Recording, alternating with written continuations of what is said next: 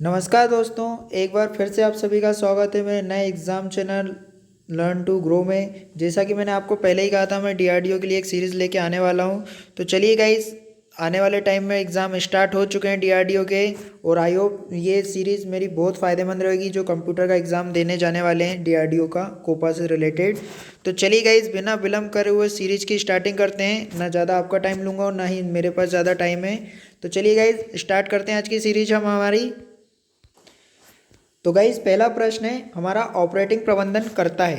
आपके ऑप्शन है memory, process, आईओएसओ device, उपरोक्त सभी। तो इसका जो राइट आंसर हो जाएगा वो होगा हमारा ऑप्शन नंबर डी। मैंने आपके लिए आंसर को जो है हाईलाइट कर दिया है। नेक्स्ट क्वेश्चन है गाइस, हार्डवेयर और यूज़र प्रोग्राम के बीच कंप्यूटर सिस्टम की कौन सी परत होती है। जो हार्डवेयर और यूज़र प्रोग्राम होते हैं उनके बीच कंप्यूटर सिस्टम की कौन सी परत होती है। तो इसका जो राइट आंसर होगा वो होगा हमारा option number B, operating system. Operating system जो होता है हार्डवेयर और यूज़र के बीच में संबंध स्थापित करता है। चलिए नेक्स्ट क्वेश्चन है हमारा, विंडो एक्सपी या विंडो 7 में हाइबरनेट का क्या अर्थ होता है। तो इसका जो राइट आंसर होगा वो होगा हमारा option number D, shut down the computer without closing the running application. यानी कंप्यूटर को शट डाउन करना है, वो भी विदाउट यानी क्या बोलते हैं, क्लोज करे हुए रन एप्लीकेशन को। यानी कोई भी सिस्टम में एप्लीकेशन रन कर रही है और हम उसको डायरेक्टली शट डाउन कर देते हैं, तो ये हाइबरनेट कहलाता है। चलिए नेक्स्ट क्वेश्चन देखते हैं हम। ओएस अपग्रेड करते समय पहला कदम क्या होना चाहिए। तो इसका जो ऑप्शन नंबर सी है, बैकअप क्रिटिकल डाटा। यानी हमको पहले उसका बैकअप ले लेना चाहिए, तो उसके बाद हमको उसको अपग्रेड करना चाहिए ताकि उससे कोई फाइल डिलीट ना हो। चलिए गाइस, नेक्स्ट क्वेश्चन देखते हैं। यदि आप एक समय में एक से अधिक प्रोग्राम रन चलाना या निष्पादित करना चाहते हैं, यानी संचालित करना चाहते हैं, तो आपके द्वारा उपयोग किया जाने वाला सिस्टम सॉफ्टवेयर में क्या क्षमता होनी चाहिए। यानी कैसा आपका सिस्टम सॉफ्टवेयर होना चाहिए। तो जो उसका ऑप्शन नंबर डी है, मल्टीटास्किंग होना चाहिए, क्योंकि आप एक से अधिक प्रोग्राम को उस पर रन करवा रहे हैं। तो जो एक से अधिक प्रोग्राम रन होते हैं वो किस में होते हैं, तो मल्टीटास्किंग में होते हैं। वर्ड प्रोसेसिंग में तो होता नहीं ये काम। चलिए नेक्स्ट क्वेश्चन देखते हैं, छठवां हमारा, निम्नलिखित में कौन सा ऑपरेटिंग सिस्टम मल्टीटास्किंग को वास्तव में लागू नहीं करता है। तो जो हमारा एम एस डॉस है, डिस्क ऑपरेटिंग सिस्टम, ये मल्टीटास्किंग को ऑपरेट नहीं करता है। बाकी विंडो 98, विंडो एनटी और विंडो एक्सपी, ये तीनों के तीनों ही मल्टीटास्किंग ऑपरेटिंग सिस्टम है। चलिए गाइस, नेक्स्ट क्वेश्चन देखते हैं। तो इसका जो राइट आंसर होगा डी होगा, M S DOS. Question number 7 है, कंप्यूटर को स्टार्ट या रीस्टार्ट करने की प्रक्रिया को किस नाम से जाना जाता है। तो इसको जो हम बोलते हैं, बूट बोलते हैं। कंप्यूटर को रीस्टार्ट और स्टार्ट करने की प्रक्रिया बूट कहलाती है। ऑप्शन नंबर 8 है, ऑपरेटिंग सिस्टम के कार की श्रेणी नहीं है। जो ऑपरेटिंग सिस्टम है उसके कार की श्रेणी कौन सी नहीं है, तो वायरस प्रोटेक्शन इसकी जो ऑपरेटिंग श्रेणी नहीं है। बाकी मेमोरी मैनेजमेंट, फाइल मैनेजमेंट और प्रोसेसर मैनेजमेंट, ये तीनों ही ऑपरेटिंग सिस्टम के कार की श्रेणी है। चलिए नेक्स्ट देखते हैं, एम एस डॉस का पूरा नाम क्या है। तो एम एस डॉस का पूरा नाम जो होता है, Microsoft disk operating system. Option number C is the right answer. चलिए नेक्स्ट देखते हैं, फाइलों को निष्पादित करने के लिए एक्सटेंशन क्या होना चाहिए। तो फाइलों को जो निष्पादित करते हैं, .exe, .bt, .com, ये सभी यानी इसके जो होते हैं एक्सटेंशन होते हैं फाइल के। नेक्स्ट क्वेश्चन है हमारे 11वें नंबर का, एक ऑपरेटिंग सिस्टम का प्राथमिक उद्देश्य क्या है। तो जो एक ऑपरेटिंग सिस्टम है, इसका प्राथमिक उद्देश्य है हमारा कंप्यूटर हार्डवेयर का सबसे कुशल उपयोग करने के लिए इसका प्रथम इसका उद्देश्य होता है। तो option number A is the right answer. चलिए गाइज देखते हैं, ऑपरेटिंग सिस्टम का प्राथमिक काम क्या है। तो जो मैनेज रिसोर्स है, ये इसका ऑपरेटिंग सिस्टम का प्राथमिक कार्य होता है। गाइज मोस्ट आईएमपी क्वेश्चन है ये, याद रखिएगा। निम्नलिखित में से किसे सीधे हार्डवेयर पर बनाया गया है, यानी डायरेक्ट उसको हार्डवेयर पर बनाया गया है। तो जो ऑपरेटिंग सिस्टम है वो उसको हार्डवेयर पर ही बनाया गया है। बाकी कंप्यूटर इन्वायरमेंट, एप्लीकेशन सॉफ्टवेयर और डाटाबेस सिस्टम, ये तो ऑपरेटिंग सिस्टम के अंदर ही होते हैं। तो ये तो कोई वो नहीं है, जबकि ऑपरेटिंग सिस्टम हार्डवेयर से कनेक्टेड होता है सीधा। तो गाइज इसका जो हो जाएगा right answer option number C, operating system. Next question देखते हैं गाइज, कंप्यूटर बूट होने पर कंप्यूटर पर पहला प्रोग्राम कौन सा चलाया जाता है। तो जो ऑपरेटिंग सिस्टम है, यही कंप्यूटर जब हमारा ऑन होता है तो सबसे पहले हमको जो स्क्रीन दिखती है, विंडो 7 हो गया, विंडो एक्सपी हो गया, विंडो विस्टा, अभी तो विंडो 11 भी चल रहा है। तो जो होम स्क्रीन आती है उस पर हमको दिख जाता है कि ऑपरेटिंग सिस्टम कौन सा है। तो ये कहलाता है operating system. Option number B is the right answer. चलिए नेक्स्ट देखते हैं, विंडो 7 में निम्न में से कौन सा फाइल प्रारूप समर्पित है। जो है ऑप्शन नंबर फर्स्ट, NTFS, जो फाइल प्रारूप है समर्पित है, बाकी BHD EXT और उपरोक्त सब ये नहीं है। चलिए नेक्स्ट क्वेश्चन देखते हैं। IBM ने 1981 में पहला PC जारी किया था, उस समय कौन सा ऑपरेटिंग सिस्टम सबसे लोकप्रिय था? यानी 1981 की बात हो रही है गाइस, अभी 2022-23 की बात नहीं हो रही है। 1981 में PC जो जारी होता उस समय कौन सा ऑपरेटिंग फेमस था? तो CP/M ये फेमस था उस टाइम का ऑपरेटिंग सिस्टम है ये। MS-DOS तो 1998 के बाद से आया है, तो आप ये याद रखिएगा। नेक्स्ट क्वेश्चन देखते हैं गाइज। एक अनुवादक के रूप में सबसे अच्छा वर्णन किया जा गया है, तो इसमें जो ऑप्शन नंबर बी है सिस्टम सॉफ्टवेयर, ये अनुवादक के रूप में एक सबसे अच्छा वर्णन किया गया है, इसका राइट आंसर हो जाएगा इसका बी। नेक्स्ट है 18वां नंबर का प्रश्न है। एक माइक्रो कंप्यूटर में ऑपरेटिंग सिस्टम के साथ प्रक्रिया को शुरू करना क्या कहलाता है? तो गाइज इसका जो राइट आंसर होगा वो होगा हमारा ऑप्शन नंबर बी, बूटिंग। जब कंप्यूटर को हम रिस्टार्ट करते हैं या ऑन करते हैं तब भी ये कहलाता है बूटिंग, और एक माइक्रो कंप्यूटर में ऑपरेटिंग सिस्टम के साथ बूटिंग प्रक्रिया को शुरू करना कहलाता है, यानी ऑपरेटिंग सिस्टम के साथ जो शुरू करना होता है उसको बूटिंग कहा जाता है। नेक्स्ट क्वेश्चन देखते हैं। MS-DOS में किस कमांड का उपयोग ब्लैंक फ्लॉपी डिस्क की सतह को क्षेत्रों में विभाजित करने और प्रत्येक को एक अनूठा पता असाइन करने के लिए किया जाता है? तो जो फॉर्मेट कमांड है इसका हम ब्लैक फ्लॉपी डिस्क की सतह को क्षेत्रों को विभाजित करने और प्रत्येक को एक अनोखा यानी डिफरेंट पता असाइन करने के लिए इसका उपयोग किया जाता है। तो कौन सा है? Option number first, format command. Next देखते हैं। एक अनुवादक जो उच्च स्तर की भाषा में लिखे गए संपूर्ण प्रोग्राम को पढ़ता है और उसे मशीनी कोड में परिवर्तित करता है, तो कौन है ये? ऑप्शन नंबर सी, कंपाइलर जो है वो ये कार्य करता है। चलिए नेक्स्ट क्वेश्चन देखते हैं। निम्नलिखित में कौन सा माइक्रो कंप्यूटर का इस्तेमाल किया जाने वाला सिस्टम सॉफ्टवेयर है? तो option number D, MS-DOS, PC-DOS, Unix, ये सभी हैं जो माइक्रो कंप्यूटर पर इस्तेमाल किए जा सकते हैं। नेक्स्ट देखते हैं guys. What is operating system? Operating system क्या है? तो a collection of the software routines, तो ये option number third is the right answer. Input output device नहीं है, ना हार्डवेयर कंपोनेंट से। ऑपरेटिंग सिस्टम सॉफ्टवेयर रूटीन्स का काम है पूरा। चलिए नेक्स्ट क्वेश्चन देखते हैं हम हमारा। यदि आप नहीं जानते हैं कि अपने आप में MS-DOS का कौन सा संस्करण यूज़ कर रहे हैं तो आप किस कमांड का उपयोग करेंगे?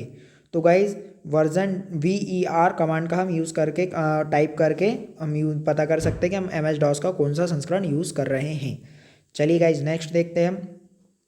उस प्रोग्राम को क्या कहते हैं जो कंप्यूटर को उपयोग योग्य बनाते हैं? तो गाइज जो प्रोग्राम हमको क्या कहेंगे जो कंप्यूटर को उपयोग के लिए बनाते हैं? तो option number B, system software कहा जाता है उनको। चलिए नेक्स्ट क्वेश्चन देखते हैं। निम्नलिखित में कौन सा एप्लीकेशन सॉफ्टवेयर नहीं है? तो यूनिक्स जो है एप्लीकेशन सॉफ्टवेयर नहीं, जबकि वर्ड प्रोसेसिंग, स्प्रेडशीट और डेस्कटॉप पब्लिशिंग ये एप्लीकेशन सॉफ्टवेयर के उदाहरण है गाइज। नेक्स्ट प्रश्न देखते हैं हम 26वां। यदि हार्ड डिस्क के लिए एक से अधिक रिसाइकल बिन हो तो इसका जो राइट आंसर होगा, आप प्रत्येक रिसाइकल बिन के लिए अलग अलग आकार निर्धारित कर सकते हैं। Is the right answer, option number ए। चलिए नेक्स्ट क्वेश्चन देखते हैं हम हमारा। यहाँ से थोड़ा सा चेंज हो गया शायद। यदि सिस्टम में डेट और टाइम गलत है तो आप कहाँ से रीसेट करेंगे? तो ऑप्शन नंबर ए, ब्राइट से हम इसको चेंज करेंगे। नेक्स्ट है क्वेश्चन नंबर 28। माइक्रोसॉफ्ट विंडो एक क्या है? खालिस्तान है। तो ये एक माइक्रोसॉफ्ट विंडो एक ऑपरेटिंग सिस्टम है, not a graphic programmer, word processing भी नहीं है और डाटाबेस प्रोग्राम भी नहीं है। तो इसका जो राइट आंसर हो जाएगा हमारा ऑप्शन नंबर ए, वर्ड प्रोसेसिंग। चलिए नेक्स्ट देखते हैं। निम्नलिखित में से कौन सा एप्लीकेशन सॉफ्टवेयर नहीं है? एप्लीकेशन सॉफ्टवेयर नहीं तो विंडो NT ये हमारा ऑपरेटिंग सिस्टम है, not application software. Page maker, windward और फोटोशॉप ये सब हमारे क्या बोलते हैं एप्लीकेशन सॉफ्टवेयर के एग्जाम्पल हैं। चलिए क्वेश्चन नंबर 30वां देखते हैं गाइज। बहुत जल्दी हो रहा है गाइज, मेरे को जो पता है, क्योंकि हमें टाइम नहीं है हमारे पास ज़्यादा कि हम इसको 2 घंटे की वीडियो बनाएं, इसलिए इसको शॉर्ट एंड सिंपल में आपको लिए लाया हूँ मैं। तो चलिए गाइज देखते हैं 30वां क्वेश्चन। निम्नलिखित में किस प्रोग्राम का प्रयोग बड़ी फाइलों को एक छोटी फाइल में बदलने के लिए किया जाता है? तो जो बिन जिप है इसका प्रयोग यानी जो लार्ज फाइल है उनको स्मॉल फाइल में बदलने के लिए किया जाता है। तो option number A is the right answer. Next है निम्नलिखित में कौन सा रियल टाइम ऑपरेटिंग सिस्टम का उदाहरण है? तो जो प्रोसेस कंट्रोल है the real time operating system का उदाहरण है, नोट अ विंडो XP का याद रखिएगा, नहीं तो आप विंडो XP टिक कर दे। विंडो XP, MS-DOS और लाइनक्स ये दोनों ही रियल टाइम ऑपरेटिंग सिस्टम के उदाहरण नहीं है। Option number D is the right answer. चलिए नेक्स्ट देखते हैं, निम्नलिखित में से कौन सा विंडो संस्करण 64 बिट प्रोसेसर का समर्थन करता है? तो option number C window XP is the right answer.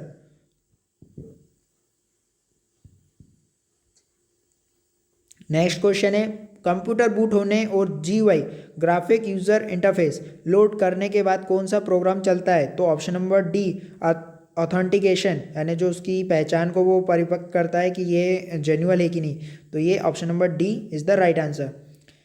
Question number 34 है, निम्नलिखित में से किस विंडो में स्टार्ट बटन नहीं है? तो विंडो 8 आपने अगर यूज़ करा होगा तो उसमें स्टार्ट बटन नहीं है, बाकी विंडो विस्टा 7 में है और विंडो 10 में भी है, जो अभी करंट में मैं यूज़ कर रहा हूँ, बट विंडो 8 में नहीं है स्टार्ट बटन। चलिए नेक्स्ट देखते हैं, निम्न में से कौन सा ऑपरेटिंग सिस्टम नहीं है? DOS, Linux, window, Oracle. तो ऑरकल जो है विंडो ऑपरेटिंग सिस्टम नहीं है, बाकी ये सभी ऑपरेटिंग सिस्टम है।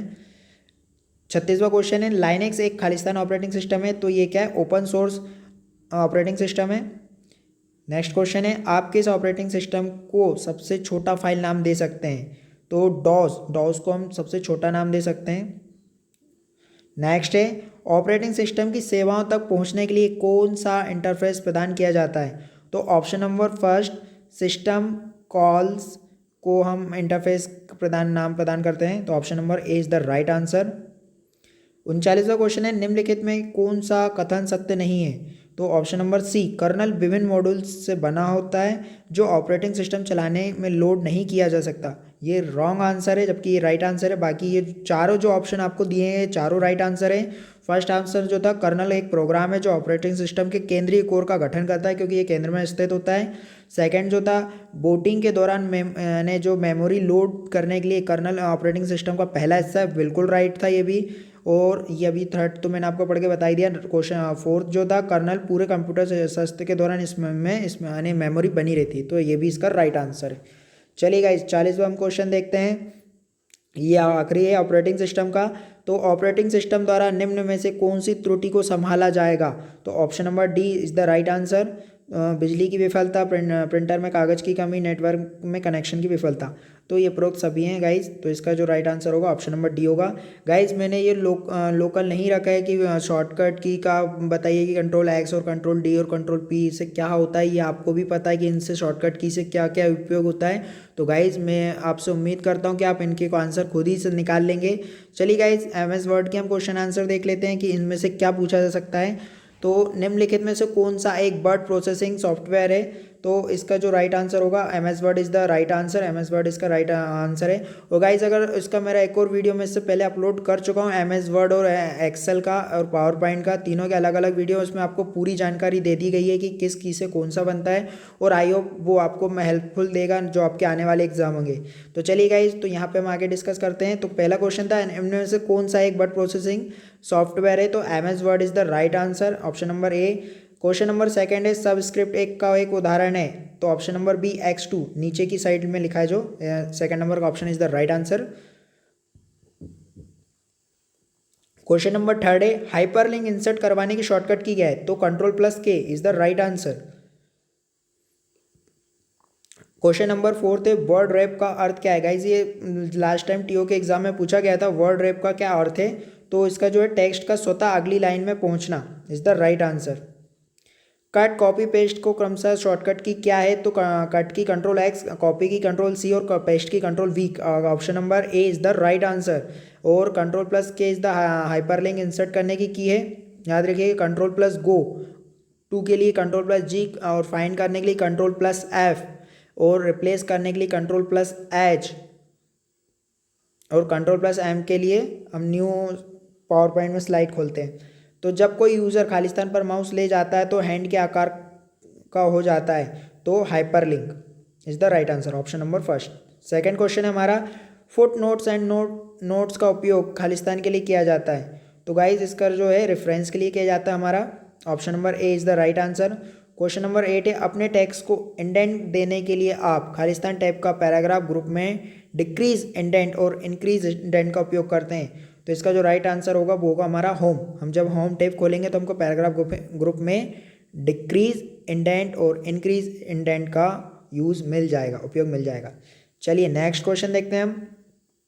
अभी गाइस बहुत कुछ बाकी है, इसमें बहुत लंबी सीरीज है। एक फाइल जिसमें पूर्व निर्धारित सेटिंग का उपयोग जनरल डॉक्यूमेंट को बनाने में किया जाता है वह क्या कहलाएगी? तो टेम्पलेट, जो हमारे पूर्व से निर्धारित होते हैं जिनको हम खाली थोड़ा सा चेंजेस करके अपने अकॉर्डिंग सेट कर सकते हैं, तो टेम्पलेट का यूज़ किया जाता है। नेक्स्ट क्वेश्चन है, इंटरसेक्शन पॉइंट को डॉक्यूमेंट के स्टार्टिंग में लाने के लिए कौन सी, यानी जो कर्सर रहता है हमारा उसको डॉक्यूमेंट के फर्स्ट पे लाने के लिए कौन सी की का उपयोग करते हैं? तो कंट्रोल प्लस होम की का यूज़ किया जाता है। चलिए, तो ये गाइस हमारे डाटाबेस वर्ड के क्वेश्चन थे। अब जो हम बात करने वाले हैं डाटाबेस मैनेजमेंट की बात करने वाले हैं, क्योंकि इससे ज़्यादातर क्वेश्चन पूछे गए हैं लास्ट ईयर एग्ज़ाम में। अभी टीओ के एग्ज़ाम में भी इसके एमएस वर्ड के कम आए थे और डाटाबेस के ज़्यादा आए थे। आई होप सो जो आने वाले एग्ज़ाम है उसमें भी इससे क्वेश्चन काफ़ी रिलेटिव आएंगे और इसके बारे में ज़्यादा जानकारी नहीं रहती है गाइस स्टूडेंट्स को। तो चलिए गाइस, हम डिस्कस करते हैं डाटाबेस मैनेजमेंट के बारे में कि क्या इससे क्वेश्चन बन सकते हैं। तो आपका फर्स्ट क्वेश्चन है, ODBC का पूरा नाम क्या है? तो object database connectivity is the right answer. ठीक है गाइज, ऑप्शन नंबर जो हमारा होगा B is the right answer, second number का ऑब्जेक्ट और डेटाबेस कनेक्टिविटी। नेक्स्ट है, रिलेशन मॉडल में रिलेशन को क्या कहते हैं? तो रिलेशन को हम कहते हैं table, option number third is the right answer. Question number third है, ER मॉडल में वीक एंट्री सेट को किससे प्रदर्शित किया जाता है? तो option number third, double outlined rectangle से प्रदर्शित किया जाता है ER मॉडल में वीक एंट्री को। ठीक है गाइस, और इससे पहले जो हमने पूछा था रिलेशन मॉडल में रिलेशन को क्या कहते हैं? तो हम टेबल कहते हैं। नेक्स्ट क्वेश्चन है, वह कौन सी की है जो टेबल्स के मध्य रिलेशनशिप को प्रदर्शित करती है? तो जो फॉरगेन की है वो हमारे इसमें डेटाबेस में टेबल के मध्य रिलेशन को प्रदर्शित करती है। नेक्स्ट क्वेश्चन है, DBA का पूरा नाम क्या है? तो database administration is the right answer, option number third is the right answer. Next question है, इंटीग्रिटी कंसल्टेंट को डिफाइन करने के लिए इनमें से किस भाषा का प्रयोग किया जाता है? तो option number DDL, option number first is the right answer, DDL। Next question है, एक एट्रीब्यूट को कहा जाता है, एक एट्रीब्यूट को क्या फील्ड कहा जाता है? तो option number third is the right answer. Next question है, डाटा अबाउट डाटा कहलाता है, DAD क्या कहलाता है? तो मेटा डेटा कहलाता है, option number third is the right answer. ER diagram में एंट्री सेट को किस से प्रदर्शित किया जाता है? तो रेक्टेंगल से प्रस्तुत किया जाता है इसको गाइज, तो राइट आंसर हो जाएगा A। नेक्स्ट है, दो एंट्रीज के मध्य की रिलेशनशिप को कहते हैं? तो बाइनरी कहते हैं, बाइनरी डिजिट 0 और 1 होते गाइज, याद रखिएगा। तो इसका जो राइट आंसर होगा, दो एंट्रीज के बीच को क्या कहते हैं? तो बाइनरी कहते हैं। नेक्स्ट है,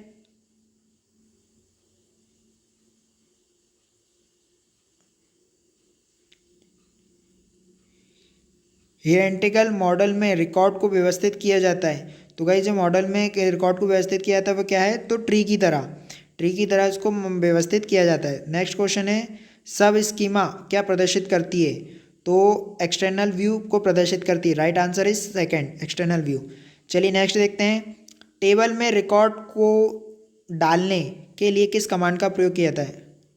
तो इंसर्ट कमांड का, टेबल में इंसर्ट कमांड का उपयोग किया जाता है इसके लिए। नेक्स्ट क्वेश्चन है, एक डोमेन समूह होता है, तो वैल्यू का एक डोमेन समूह होता है, option number third is the right answer. Question number 15 है हमारा, डेटाबेस में सबसे उच्चतम स्तर का एब्स्ट्रैक्शन है? तो view level is the right answer हो जाएगा, option number third is the right answer. ER model क्या है? तो entry relationship, the right answer is the third, ER model है हमारा एंट्री रिलेशनशिप। नेक्स्ट है हमारा, निम्नलिखित में कौन अनरी ऑपरेशन नहीं है, अनएरे ऑपरेशन नहीं है? तो इसका राइट आंसर होगा यूनियन, सेलेक्ट, प्रोजेक्ट और रीनेम, ये अनरे ऑपरेशन है जबकि यूनियन नहीं है।